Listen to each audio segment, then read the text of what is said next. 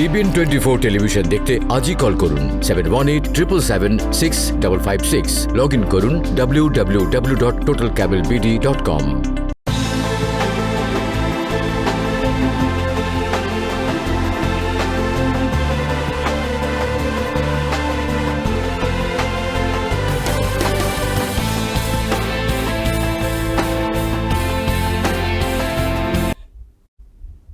স্বাগত জানাচ্ছি TBN24 টেলিভিশনের নিয়মিত আয়োজন TBN অ্যানালাইসিস অনুষ্ঠানে। আমি ওয়াহিদুর রহমান আছি আপনাদের সাথে। আশা করি যারা টেলিভিশনে সরাসরি অনুষ্ঠানটি দেখছেন এবং যারা ফেসবুক লাইভে দেখছেন আর যারা পরবর্তীতে ইউটিউবে দেখবেন তারা সবাই ভালো আছেন, সুস্থ আছেন এবং নিরাপদে আছেন। চলুন আর দেরি না করে আজকের TBN অ্যানালাইসিস শুরু করা যাক। আজ আপনাদের সাথে আলোচনা করব IRS-এর নতুন দুটি প্রজ্ঞাপন নিয়ে, যার মধ্যে একটিতে তারা জানিয়েছে অচিরেই আপনাদের দুটো চিঠি পাঠানো হবে। একটিতে আপনাদের অ্যাডভান্সড চাইল্ড ট্যাক্স ক্রেডিটের বিষয়ে বিস্তারিত জানানো হবে, অন্যটিতে EIP বা ইকোনমিক ইম্প্যাক্ট পেমেন্টের বিস্তারিত তুলে ধরা হবে। এছাড়া হারিকেন আইডায় ক্ষতিগ্রস্ত 6টি স্টেটের কিছু এলাকায় নাগরিকদের ট্যাক্স ফাইল জমা দেওয়ার সময়সীমাও বাড়ানো হয়েছে। এবং আপনারা জানেন আর কয়েকদিনের মধ্যেই এই বছরের 2021 সালের শেষ সপ্তাহটি শুরু হয়ে যাচ্ছে, যা শেষ হলেই আসলে এই বছরের ট্যাক্স রিটার্ন জমা দেওয়ার কাজকর্ম শুরু হবে। তো এই বিষয়েও আপনাদের সাথে বিস্তারিত আলোচনা করব আশা করি। গুরুত্বপূর্ণ এই বিষয়গুলো নিয়ে বিস্তারিত আলোচনার জন্য আমার সাথে আছেন কাকাতুয়া এজেন্সির কর্ণধার পারভেজ কাজী, যিনি IRS-এর একজন এনরোলড এজেন্টও। TBN24 টেলিভিশনের নিয়মিত আয়োজন TBN অ্যানালাইসিসে আপনাকে স্বাগত জানাচ্ছি। ধন্যবাদ ওয়াহিদুর রহমান ভাই, ধন্যবাদ TBN এর সকল দর্শক শ্রোতা যারা এই মুহূর্তে লাইভে আমাদেরকে দেখছেন অথবা যারা পরবর্তীতে ইউটিউব অথবা ফেসবুকে সংযুক্ত হয়ে আমাদেরকে দেখবেন। ধন্যবাদ। এবং দর্শক আপনারাও যদি চান তবে আমাদের এই অনুষ্ঠানে অংশ নিতে পারেন। কোনো বিষয় নিয়ে আপনার মনে প্রশ্ন থাকলে পর্দায় দেখানো নাম্বারে ফোন করে আপনারা তা আমাদের অতিথিকে জিজ্ঞেস করতে পারেন। তবে ফোনে কথা বলার সময় আপনার টেলিভিশনের ভলিউম কমিয়ে রাখতে ভুলবেন না। জি পারভেজ কাজী, আপনার সাথে যেটি নিয়ে কথা বলছিলাম যে প্রথমেই আসলে IRS-এর যে নতুন দুটি প্রজ্ঞাপন আজ বেরিয়েছে, যার মধ্যে একটিতে বলা হয়েছে অ্যাডভান্স চাইল্ড ট্যাক্স ক্রেডিটের বিস্তারিত নিয়ে একটি চিঠি পাঠানো হবে এবং আরেকটিতে জানানো হয়েছে আপনার হারিকেন আইডায় ক্ষতিগ্রস্ত যে 6টি স্টেট, সেই 6টি স্টেটের কোনোটিতে পুরোটায়, কোনোটিতে কিছু এলাকায় বসবাসকারীরা তাদের ট্যাক্স ফাইল জমা দেওয়ার ব্যাপারে আরও কিছু সময় বেশি পাবেন। এইগুলোর ব্যাপারে যদি আমাদের দর্শকদের সাথে একটু বিস্তারিত কথা বলতেন। ধন্যবাদ। জি, IRS আজকে একটা নতুন প্রজ্ঞাপন জারি করেছে। এটা অবশ্য আমরা আগেও জানতাম যে IRS বলছিল যে ডিসেম্বর শেষের দিকে এই চিঠিগুলো ইস্যু করা শুরু করবে এবং জানুয়ারি পর্যন্ত এই চিঠিগুলো মেইল হবে। প্রথমটি লেটার নাম্বার 6419। এই 6419 এর জন্য আপনারা যারা অ্যাডভান্স চাইল্ড ট্যাক্স ক্রেডিট পেয়েছেন আপনারা অবশ্যই অপেক্ষা, এবং এই চিঠিটা পাওয়ার পর চিঠিটা আপনারা একটু নিরাপদে রাখবেন, যেহেতু আপনারা যখন ট্যাক্স ফাইল করার জন্য আপনাদের ট্যাক্স প্রিপেয়ারের কাছে যাবেন তখন এই চিঠিটা আপনাকে নিয়ে আসতে হবে এবং এই চিঠিতে ওরা বলে দিবে যে আপনি অ্যাডভান্স চাইল্ড ট্যাক্স ক্রেডিট কত পেয়েছেন, সেই সংখ্যাগুলো থাকবে। আমরা প্রথমেই বলেছিলাম 2021 সালে চাইল্ড ট্যাক্স ক্রেডিট যে বাড়ানো হলো এটা কিন্তু, এবং জুলাই থেকে যেই পেমেন্টটা শুরু হয়েছিল এটা ছিল অ্যাডভান্স পেমেন্ট এবং ডিসেম্বর পর্যন্ত এই অ্যাডভান্স পেমেন্টটা দেওয়া হয়েছে। বাকি যেই পেমেন্টটা রয়ে গেল সেটা আপনারা ক্লেম করবেন আপনাদের 2021-এর ট্যাক্স ফাইলের মধ্য দিয়ে। অতএব আপনারা যারা অ্যাডভান্স চাইল্ড ট্যাক্স ক্রেডিট পেয়েছেন অথবা অনেকে বলছেন যে পুরো অ্যাডভান্স ক্রেডিটটা তারা পাননি, আংশিকভাবে পেয়েছেন, যেটাই আপনারা পেয়ে থাকুন না কেন এটা এই চিঠিতে উল্লেখ থাকবে। অতএব এই চিঠি IRS লেটার 6419 এটা নিয়ে আপনারা আপনাদের প্রিপেয়ারের কাছে যাবেন এবং আমি আশা করছি বাই মিড জানুয়ারি মোস্টলি আপনারা সকলেই এই চিঠিটা পেয়ে যাবেন। আরেকটা চিঠি হচ্ছে আইআরএস লেটার 6475। এটা হচ্ছে থার্ড ইকোনমিক ইম্প্যাক্ট পেমেন্ট, মানে $1400 করে যে দেয়া হয়েছে আমাদেরকে থার্ড পেমেন্টে। ফার্স্ট পেমেন্ট ছিল 1200, সেকেন্ড পেমেন্ট ছিল 600 এবং থার্ড ইম্প্যাক্ট পেমেন্ট ছিল 1400। আমরা যারা 1400 পেয়েছি আমরা এই চিঠিটা পাবো এবং এই চিঠিতে উল্লেখ করা থাকবে এটা দেয়া হয়েছিল ফ্যামিলি মেম্বার প্রত্যেকের জন্য। কেউ যদি মিস আউট হয়ে থাকে তো এই চিঠিটা আপনারা যখন সাথে করে নিয়ে আসবেন আমাদের একটা সুযোগ থাকবে ট্যাক্স প্রিপেয়ারারদের যে ওই পেমেন্টটা ক্লেম করা, এবং যারা একেবারেই পাননি তারা কিন্তু কোনো চিঠি পাবেন না। অতএব আপনারা এসে আপনাদের এই থার্ড ইম্প্যাক্ট পেমেন্টের ক্লেমটা করতে পারবেন 2021-এর ট্যাক্স ফাইলের সময়। এই দুটো বিষয় হচ্ছে child tax credit, advance child tax credit payment, আর থার্ড ইকোনমিক ইম্প্যাক্ট পেমেন্ট। জি, আরেকটা ছিল যেটা হচ্ছে আপনারা অনেকেই জানেন হারিকেন আইডার কারণে 6টি স্টেটে। পারভেজ কাজী, আমরা হারিকেন আইডা যাবার আগে আমাদের সাথে বেশ কয়েকজন দর্শক আছেন টেলিফোনে, তাদের মধ্যে থেকে একজনের প্রশ্নটি একটু নিয়ে আসতে চাই। দর্শক, আপনার পরিচয় জানিয়ে প্রশ্নটি করুন। হ্যালো হ্যালো, দুঃখিত আমাদের সংযোগটি বিচ্ছিন্ন হয়ে গেছে। জি পারভেজ কাজী, আমরা আমাদের সাথে যদি আরো কোনো দর্শক থাকেন তবে আমরা তাদের মধ্যে থেকে আরেকজনের প্রশ্নটি জেনে আসব। হ্যালো, জি, আপনার পরিচয় জানিয়ে প্রশ্নটি করুন। হ্যালো, আসসালামু আলাইকুম। আমি তুহিন হক জমাইকা থেকে বলছিলাম। আমার একটা হচ্ছে জি আমার এই যে মর্গেজ রিলিফ যে এটা করছে। হ্যালো, হ্যাঁ বলুন, শুনছি আমরা। আপনি আপনার মর্টগেজ নিয়ে প্রশ্ন করতে চাচ্ছিলেন। জি করুন। জি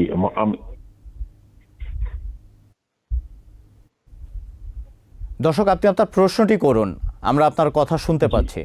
ও জি, না আমি বলছিলাম যে আমি হচ্ছে মর্গেজে আমার মর্গেজটা আমি প্রায় 13 মাস পিছনে পড়ে গেছি আমার মর্গেজটা। এরপরে 13 মাস পরে আমি আবার 6 মাস দিছি মর্গেজটা, কিন্তু আমার ওরা সেট আপ করে দিয়েছে যে এন্ড অফ দ্য মর্গেজে ওই 13 মাসটা তারা সেট আপ করে দিয়েছে এন্ড অফ দ্য মর্গেজে। জি, এখন আমি কি ওই 13 মাসের যেটা আমার বিহাইন্ডে আছে এটার জন্য কি আমি ওই মর্গেজ রিলিফ এটাতে অ্যাপ্লাই করতে পারবো কিনা? ধন্যবাদ ভাই, ধন্যবাদ আপনার প্রশ্নের জন্য।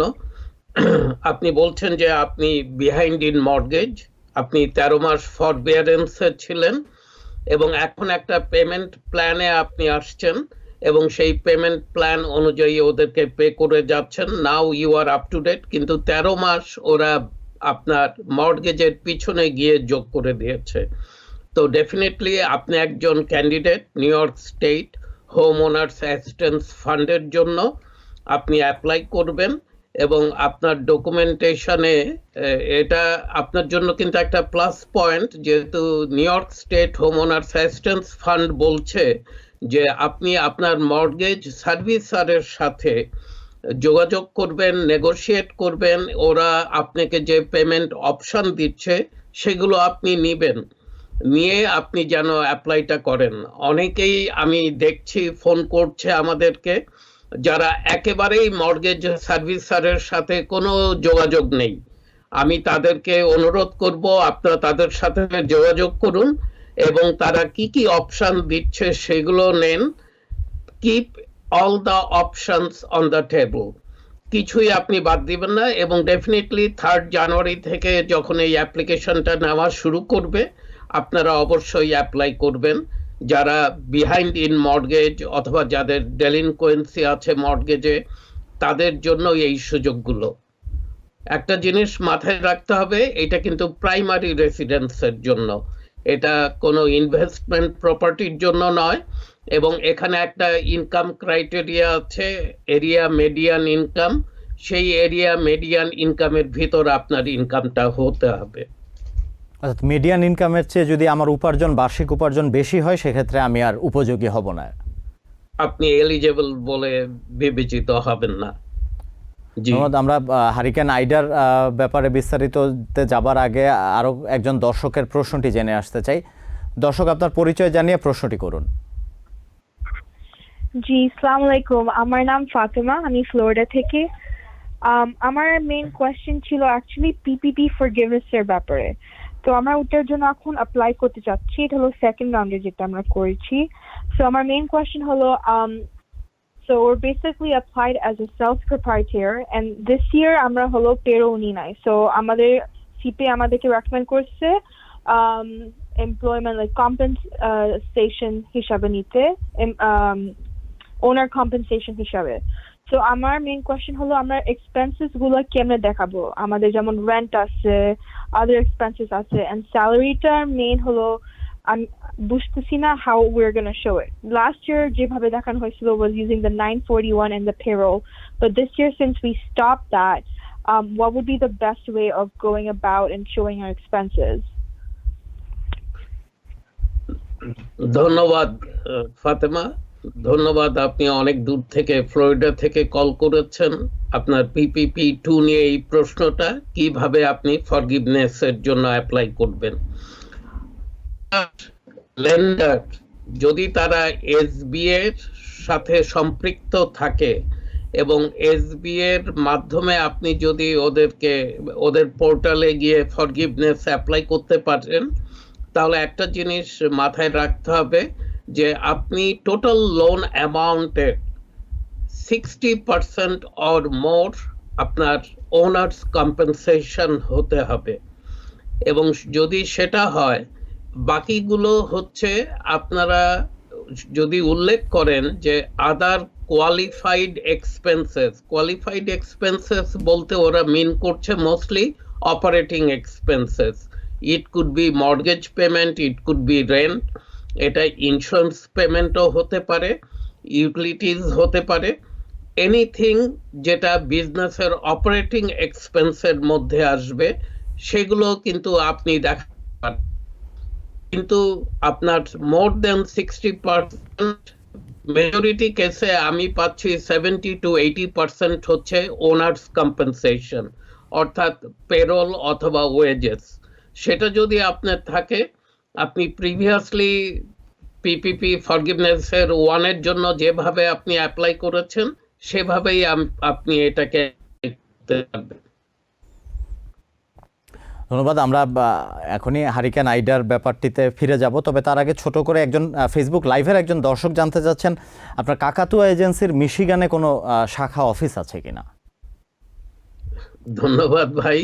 মিশিগানে আমাদের কোনো অফিস নেই, আমরা নিউ ইয়র্কেই অবস্থিত, এবং আজকাল এই প্রযুক্তির যুগে আমরা কিন্তু অনেক দূর দূরান্ত থেকে লোকজন আমাদের কাছে ট্যাক্সের ডকুমেন্ট পায় আমাদের, এবং সেগুলো আমরা ফাইল করি।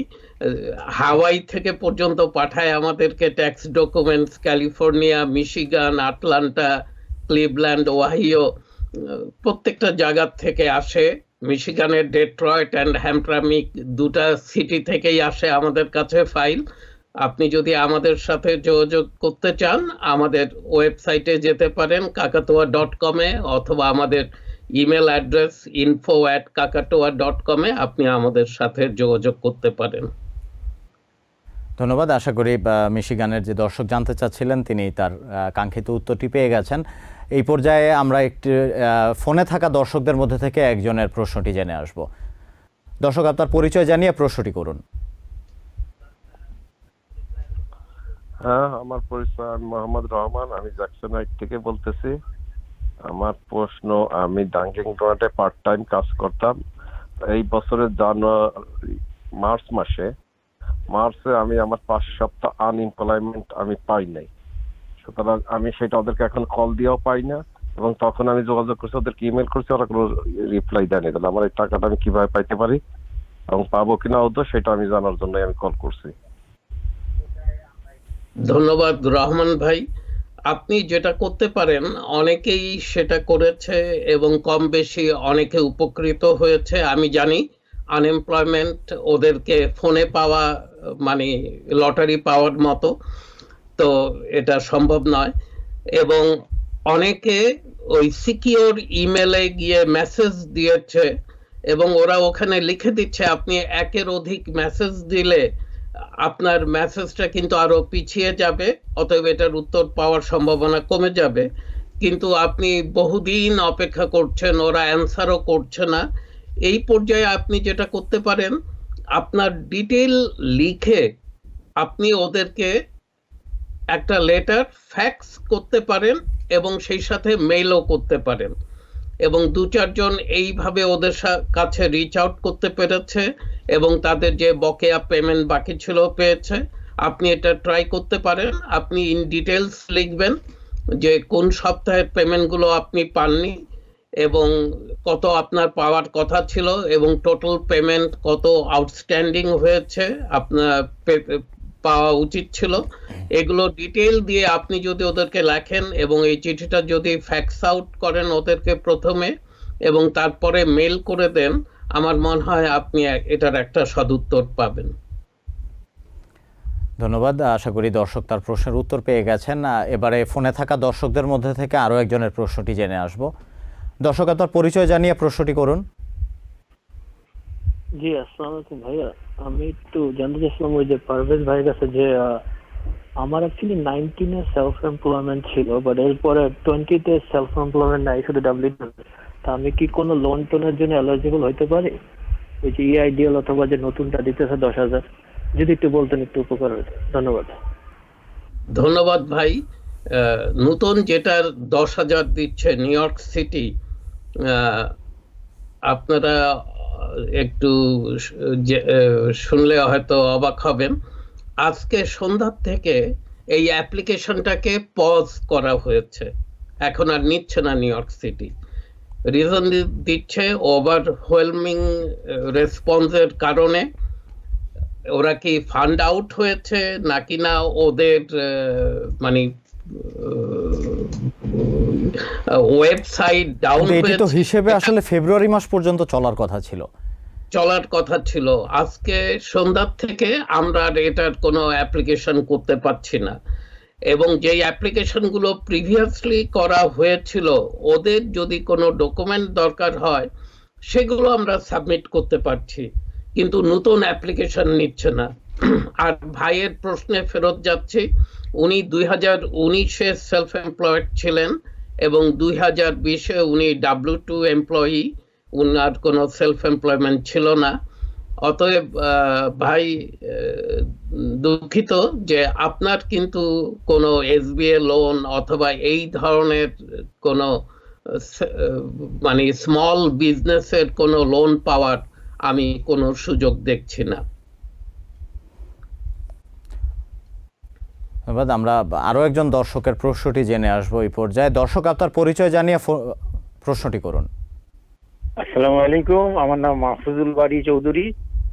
আমি কাজী ভাইকে একটা প্রশ্ন করতে চাই আর কি। জি বলুন, তিনি শুনছেন। হ্যাঁ কাজী ভাই, আসসালামু আলাইকুম। ওয়ালাইকুম আসসালাম মাহফুজ ভাই। হ্যাঁ, আমি মাহফুজুল বাড়ি চৌধুরী, আমি সিদ্দিকী ভাইয়ের খসরু ভাইয়ের কাজিন। হ্যালো। আচ্ছা, জি শুনছি, বলুন। হ্যাঁ শুনছেন, আপনার সাথে দেখা হয়েছে আমার। তো আমার একটা প্রশ্ন হলো, আমি 2020 সাল থেকে SSN পেনশন, SSI পেনশনটা নিয়েছি, সোশ্যাল সিকিউরিটি পেনশন। আবার W2 তে কাজও করছি আমি। তো আমার কোম্পানি আমার ইয়েতে সোশ্যাল সিকিউরিটি ট্যাক্স কাটতেছে, এটা কাটতে পারে কিনা বা কাটা দরকার আছে কিনা আর কি। ধন্যবাদ ভাই। জি শুনেছি আপনার প্রশ্নটা।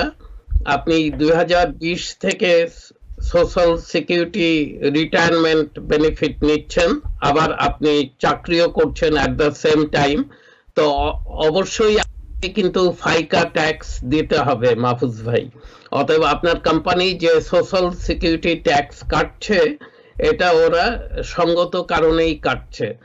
এবং আপনার কিন্তু এই ইনকামটার কারণে আপনার কত বয়সে গিয়ে আপনি নিলেন আমি ঠিক জানি না, কিন্তু আপনার সোশ্যাল সিকিউরিটি বেনিফিট কিন্তু বাড়বে। তো অতএব ওরা ঠিকই আপনার ট্যাক্স কাটছে এবং আপনার W2 ইনকাম সব সময় কিন্তু আপনাকে ফাইকা ট্যাক্স দিতে হবে, আপনার বয়স যাই হোক না কেন।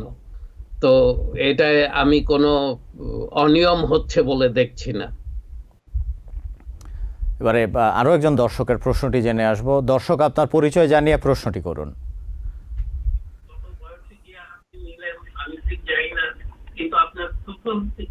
হ্যালো, আসসালামু আলাইকুম। ওয়ালাইকুম সালাম।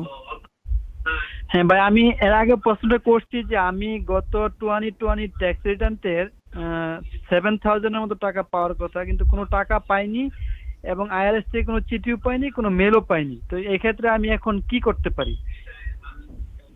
Thank you. ধন্যবাদ ভাই।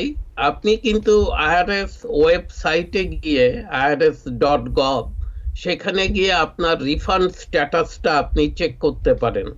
ওরা 3টা ইনফরমেশন, আপনার সোশ্যাল সিকিউরিটি নাম্বার, আপনার ফাইলিং স্ট্যাটাস এবং আপনার এক্সাক্ট ডলার অ্যামাউন্ট রিফান্ড, মানে রিফান্ডের ডলার অ্যামাউন্টটা ওরা জানতে চায়।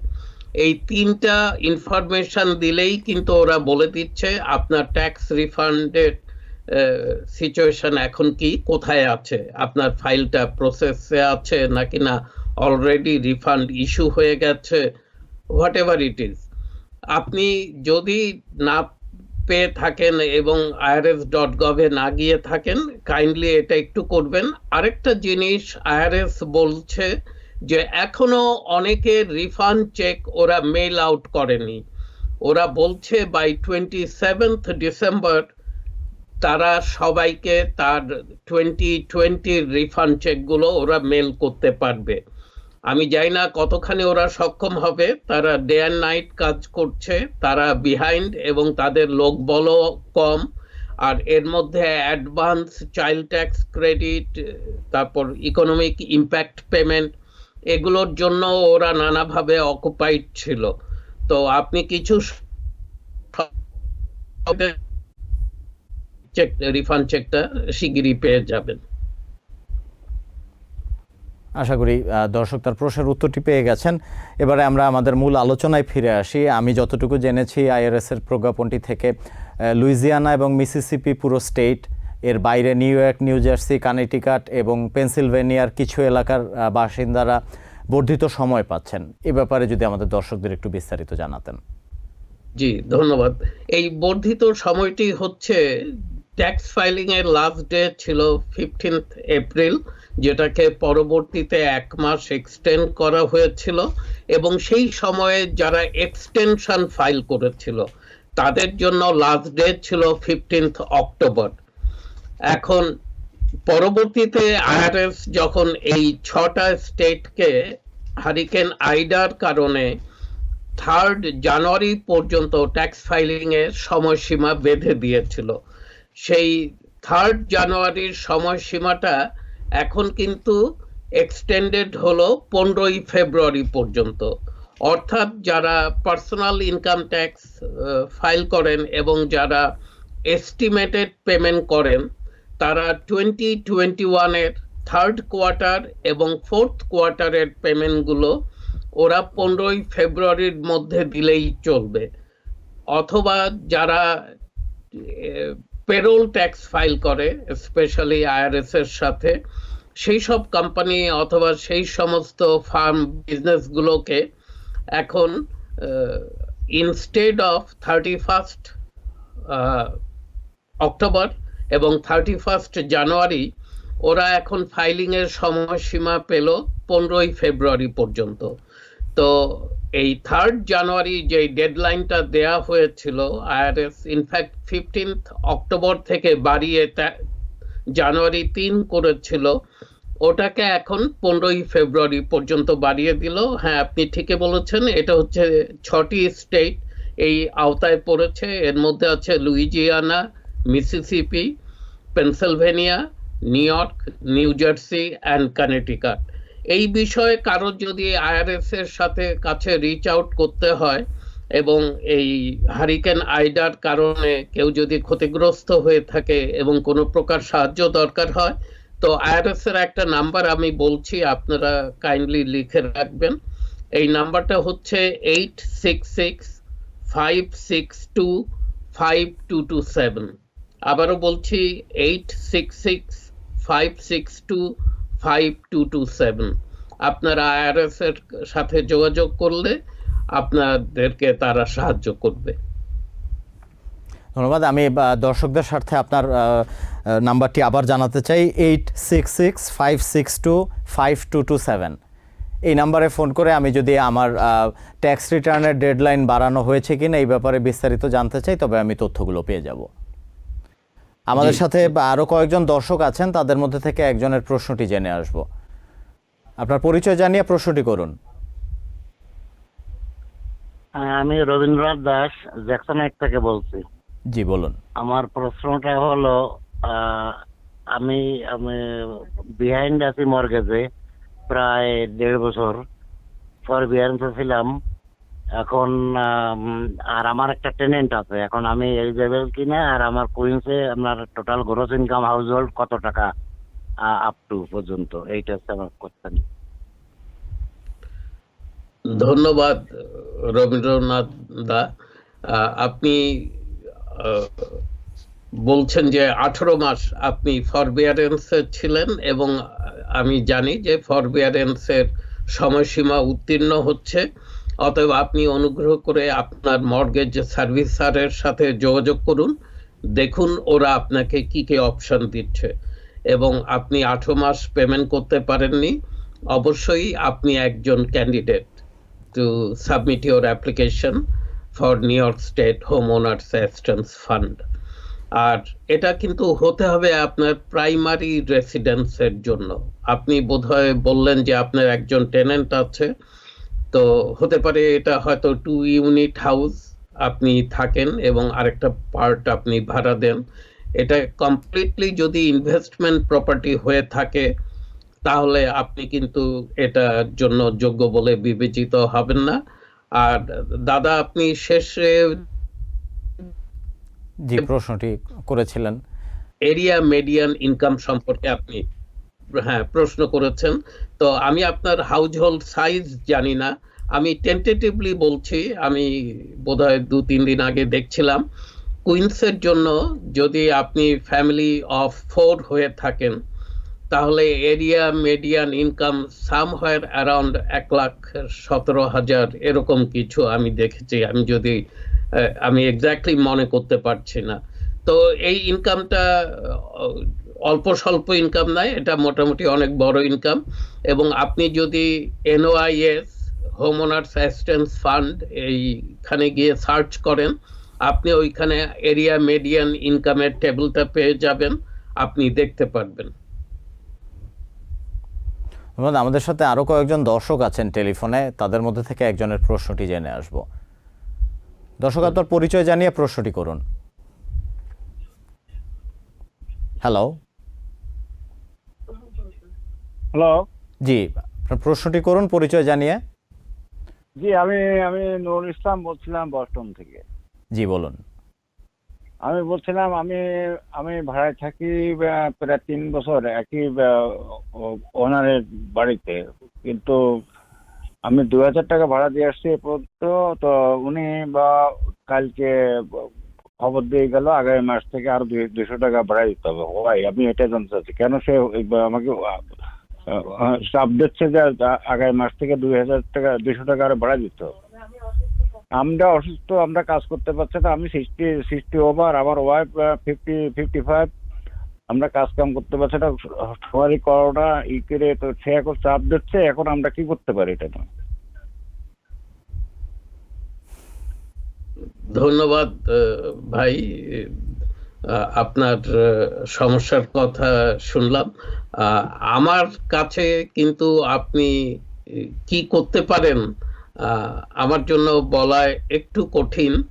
আমার মনে হয় এটা একটা আইনি জটিলতার মধ্যে আপনি পড়বেন, এবং আপনার লিজে এই ধরনের কোনো অপশন আছে কিনা যে সার্টেন পিরিয়ড ওভার হওয়ার পর আপনাকে সার্টেন পার্সেন্টেজ অফ রেন্ট বাড়াতে হবে, সেগুলো আপনাকে দেখতে হবে। এবং যদি সেরকম থেকে থাকে আপনার উচিত হবে যে আপনার বোস্টন এলাকার কোনো আইনজীবীর সাথে আপনি একটু কথা বলুন এবং তাদের সাহায্য নিন। কিন্তু এক্ষেত্রে ধরুন তার চুক্তিটিতে যদি এইরকম কোনো শর্ত না থাকে, এরপরেও বাড়িওয়ালা যদি তার কাছে বাড়তি ভাড়া চান, সেক্ষেত্রে কি তিনি কোনো প্রতিকার পাবেন?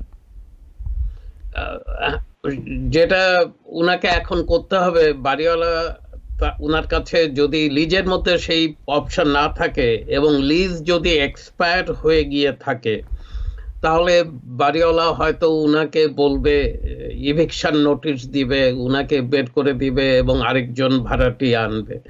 তো সেই ক্ষেত্রে উনাকে ডিসাইড করতে হবে যে উনার জন্য কোনটা বেটার। উনি যদি বাড়িওয়ালার সাথে নেগোশিয়েট করে একটা নেগোশিয়েবল অ্যামাউন্টে ভাড়াটা নিয়ে গিয়ে উনি কন্টিনিউ করে ওই বাসস্থানেই, ওটা কি ওনার জন্য বেটার হবে, নাকি না উনি এটা ছেড়ে দিয়ে 2-3-4 মাস যদি সময় বাই করতে পারে এবং ওল্ড ভাড়াতেই থেকে গেল, by this time eviction process চললো এবং তারপর উনি বের হয়ে গিয়ে অন্য কোথাও গেলেন। তো উনাকে এই সিদ্ধান্তটা নিতে হবে। এইভাবে অল্প কিছু কথা শুনে মানে এটার সঠিক সিদ্ধান্ত কি হবে বলা কঠিন। সঠিক উপদেশ বা পরামর্শ পাওয়ার জন্য আসলে মুখোমুখি বা বিস্তারিত আলাপ সম্ভব একান্তে এই ধরনের একটি পরিস্থিতি দরকার। এই পর্যায়ে আমরা ছোট একটা বিজ্ঞাপন বিরতিতে যাব। ফিরে এসে আপনাদের জানাবো আসলে বছরের শেষ সপ্তাহ শুরু হয়ে যাচ্ছে, যেহেতু আপনাদের আগামী বছরে ট্যাক্স ফাইল জমা দেওয়ার ব্যাপারে কি করতে হবে। কোথাও যাবেন না, TVN 24 টেলিভিশনের সঙ্গেই থাকুন। TVN 24 টেলিভিশন দেখতে আজই কল করুন 7187776556। লগ ইন করুন www.totalcablebd.com। ফিরে এলাম TVN 24 টেলিভিশনের নিয়মিত আয়োজন TVN অ্যানালাইসিস অনুষ্ঠানে। আমার সাথে অতিথি হিসেবে আছেন IRS-এর এনরোলড এজেন্ট এবং কাকাতুয়া এজেন্সির কর্ণধার পারভেজ কাজী। আপনাকে যেমনটি বলছিলাম যে আসলে আগামী সপ্তাহে বছরের 2021 সালের শেষ বছরটি শুরু হতে যাচ্ছে। তারপর নতুন বছরে আবার নতুন করে ট্যাক্স ফাইল জমা দেওয়ারও একটি কাজ শুরু হবে, প্রক্রিয়া শুরু হবে। তো এই বিষয়ে যদি আমাদের দর্শকদের একটু বিস্তারিত জানাতেন। ধন্যবাদ। আমি ইয়ার এন্ড ট্যাক্স টিপস, যেটা মানে আর হয়তো বড়জোর 7টা দিন আছে আমাদের হাতে, এই বছরটাকে আমরা খোদা হাফেজ করব, নতুন বছর শুরু হবে। তো এই টিপগুলো কেউ যদি ব্যবহার করতে চান এখনই করতে হবে, যেহেতু এই টিপগুলো আমরা দিয়ে থাকি যে আঙ্কেল স্যামকে যত কম দেওয়া যায় ততই কিন্তু আপনি বেশি আপনার পকেটে রাখতে পারেন। তো এই আঙ্কেল স্যামকে কম দেওয়ার এগুলো পরিকল্পনা এবং এটার প্রস্তুতি হিসেবে এই কাজগুলো করতে বলি। নাম্বার 1 টিপ হচ্ছে চ্যারিটেবল কন্ট্রিবিউশন। আপনারা যদি আইটেমাইজ ডিডাকশন না করেন ফাইল এবং অল্প স্বল্প চ্যারিটেবল কন্ট্রিবিউশন থাকে, ম্যারেট ফাইলিং জয়েন্ট যারা, আপনারা $600 উইদাউট ফাইলিং অ্যান্ড আইটেমাইজড রিটার্ন আপনারা কিন্তু ডিডাকশন নিতে পারেন। যারা সিঙ্গেল অথবা যারা হেড অফ হাউস হোল্ড তাদের জন্য এই লিমিটটা হচ্ছে 300। তবে একটা জিনিস মাথায় রাখবেন যে আপনাদেরকে অবশ্যই ব্যাকআপ রিসিট থাকতে হবে। আগের রুল ছিল যে আপ টু 250 পর্যন্ত কোনো রিসিট না থাকলে চলতো, কিন্তু এখন নতুন আইন অনুযায়ী, IRS এর নতুন আইন অনুযায়ী যে আপনাদেরকে এনি অ্যামাউন্ট এটার একটা ব্যাকআপ রিসিট দরকার হবে অথবা ব্যাকআপ ডকুমেন্টস দরকার হবে। Tip number 2, loss harvesting.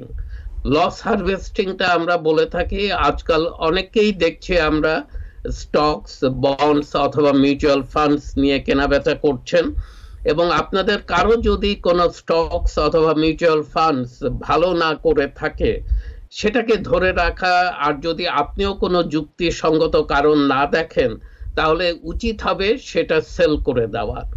Sell করে দিয়ে যেই লসটা আপনি পেলেন সেই লসটাকে কিন্তু আপনার যদি কোনো গেইন থাকে সেটার এগেনস্টে আপনি ব্যবহার করতে পারেন। আরেকটা জিনিস মাথায় রাখবেন, short term loss always better than long term loss. Short term loss যদি থাকে আপনার কিন্তু অর্ডিনারি ইনকামকেও রিডিউস করতে সাহায্য করে, এবং অতিরিক্ত যেই লসটা থাকবে সেটাকে কিন্তু আপনি ক্যারি ফরওয়ার্ড করতে পারবেন আগামী বছরগুলোর জন্য। তো অতএব লস হারভেস্টিং এটা অনেকেই করে থাকে, এবং আজকাল স্টকস, বন্ডস, মিউচুয়াল ফান্ডস, ক্রিপ্টোতে সকলেই ইনভেস্ট করছেন। অতএব আপনারা প্লিজ এটাকে ব্যবহার করবেন। Tip number 3, maximize your 401k।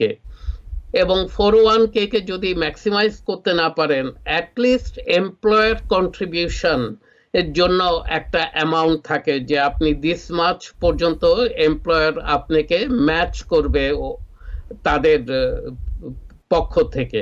At least সেই অংশটুকু আপনি রিচ আউট করার চেষ্টা করবেন। আপনি 401k তে যত বেশি টাকা দিবেন, আপনার ট্যাক্সেবল ইনকাম তত কমে আসবে, অতএব আপনার ট্যাক্স লায়াবিলিটিও তত কমে আসবে। তো আঙ্কেল স্যামকে ফাঁকি দেওয়ার একটা সহজ উপায় আঙ্কেল স্যামই দেখাচ্ছে, সেটা হচ্ছে ম্যাক্সিমাইজ করে দেন আপনার 401k কে। নাম্বার 5 হচ্ছে watch for flexible spending account. Flexible spending amount এটা কিন্তু একটা নটোরিয়াস রুলের উপর ভিত্তি করে দাঁড়ানো, সেটা হচ্ছে use it or lose it. অনেকে এমপ্লয়ারের পক্ষ থেকে এই ফ্লেক্সিবল অ্যাকাউন্টটা ক্রিয়েট করা হয়, এবং সার্টেন অ্যামাউন্ট আপনি ট্যাক্স ফ্রি এখানে রাখতে পারেন ফর চাইল্ড কেয়ার এবং ফর মেডিকেল এক্সপেন্সেস। কিন্তু before end of the year আপনি যদি এই টাকাটাকে ব্যবহার না করেন, তাহলে কিন্তু যেই অ্যামাউন্ট আপনি রেখেছিলেন ফ্লেক্সিবল অ্যাকাউন্টে, সেটা কিন্তু আপনার মার গেল। অতএব use it or lose it. অতএব আর কয়েকটা দিন আছে, যদি কোনো ডেন্টিস্ট ভিজিট করতে হয়, কোনো কার্ডিওলজিস্টের কাছে যেতে হয়, ডোন্ট ডিলে। নেক্সট উইক এর মধ্যে আপনি এগুলো সেরে ফেলেন। এগুলো যদি 2022-এ যান, আপনাকে কিন্তু কোনো সাহায্য করবে না। 31 ডিসেম্বরের মধ্যে এই অ্যামাউন্টটা ব্যবহার হতে হবে। নাম্বার 6 হচ্ছে আপনার, আমরা অনেকেই 401k কন্ট্রিবিউশন নিয়ে কথা বলি, এবং আমরা জানি 401k এর ম্যাক্সিমাম হচ্ছে 19,500 ফর ইন্ডিভিজুয়ালস যারা বিলো 50, যারা 50 অ্যান্ড অ্যাবাভ তাদের জন্য হচ্ছে 26,500। একটা জিনিস মাথায় রাখবেন, আপনি এর অতিরিক্ত কিন্তু দিতে পারেন, সেটা হচ্ছে 57,000 পর্যন্ত আপনি 401k তে কন্ট্রিবিউট করতে পারেন। কিন্তু হ্যাঁ, আপনি ম্যাক্সিমাম ডিডাকশন পাবেন 19,500 পর্যন্ত, এর বেশি নয়। কিন্তু তারপরও এই অ্যামাউন্টটা আপনি দিতে পারেন তাদের কাছে। এটার ডিডাকশন হয়তো আপনি পেলেন না, কিন্তু এটার বেনিফিট হচ্ছে এই যেই অ্যামাউন্টটা আপনি দিলেন, আপনি যখন কাজ ছেড়ে দিলেন অথবা আপনি রিটায়ারমেন্টে গেলেন, তখন এই অঙ্কটুকু আপনি কিন্তু রথ আইআরএতে কনভার্ট করতে পারেন। আরেকটা জিনিস হচ্ছে স্পাউজাল আইআরএ। আমরা অনেকেই জানি, অনেকে হয়তো জানি না।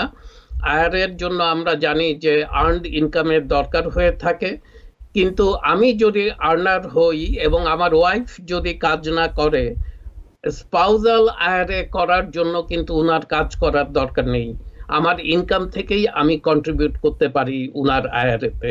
এবং 50-এর নিচে যারা, তাদের জন্য 6,000, এবং 50 অ্যান্ড অ্যাবাভ যারা, তাদের জন্য 7,000 আপনারা সেট অ্যাসাইড করতে পারেন আইআরএ কন্ট্রিবিউশনে, এবং এখানেও কিন্তু আপনার ট্যাক্স লায়াবিলিটি কমে আসবে। ধন্যবাদ। আমাদের সাথে আরও বেশ কয়েকজন দর্শক আছেন, কিন্তু সময়ের অভাবে আমরা হয়তো তাদের সব প্রশ্নের উত্তর জানাতে পারছি না।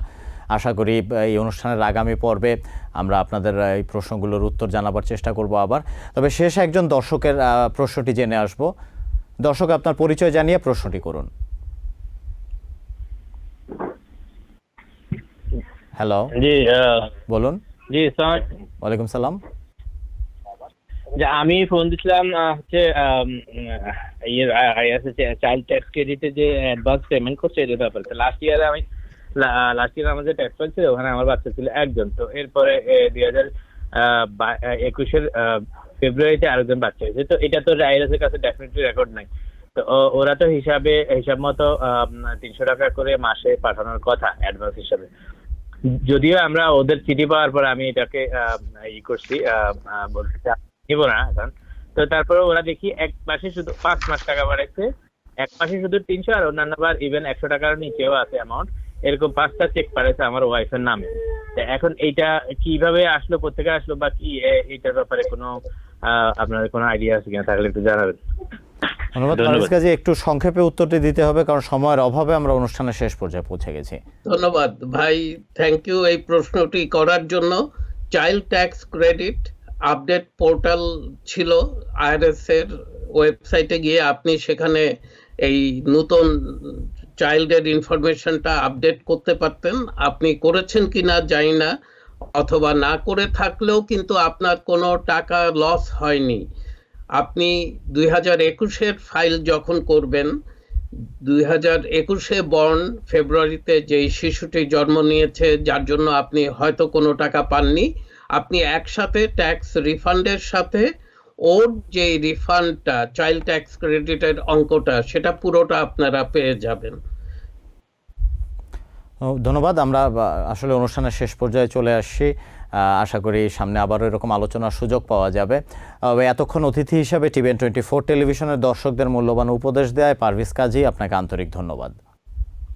ধন্যবাদ ওয়াহিদুর রহমান সাহেব আপনাকে এবং টিভিএন কর্তৃপক্ষকে।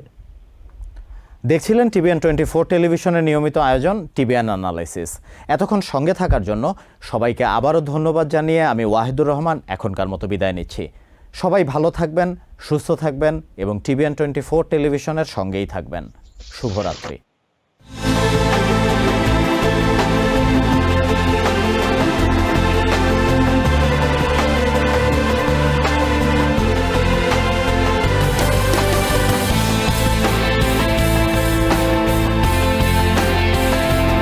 টিভিএন 24 টেলিভিশন দেখতে আজই কল করুন 7187776556। লগ ইন করুন www.totalcablebd.com।